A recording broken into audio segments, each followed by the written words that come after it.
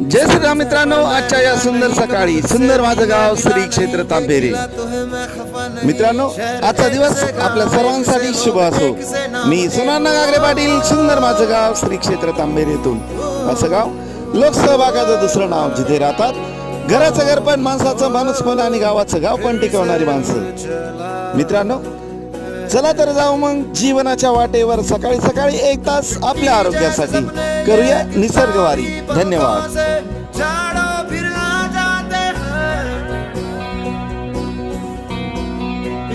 सारे सपने क्या कहूँ, किस तरह से मैंने तोड़े छोड़े,